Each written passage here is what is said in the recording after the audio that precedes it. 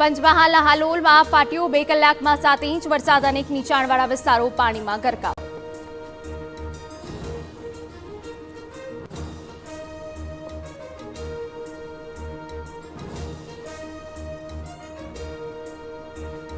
સરદાર સરોવર નર્મદા ડેમમાંથી 2.95 લાખ ક્યુસેક પાણી છોડાશે.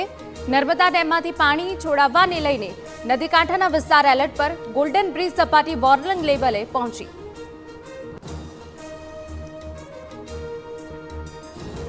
જમ્મુ કાશ્મીરના રામબનમાં વાદળ ફાટ્યું, 3 લોકોના મોત તો 5 લોકો ગુમ. ફ્લેશ ફ્લડની સ્થિતિને લીધે ઘર ધરાશાયી. રાહત અને બચાવ કામગીરી હાથ ધરાઈ.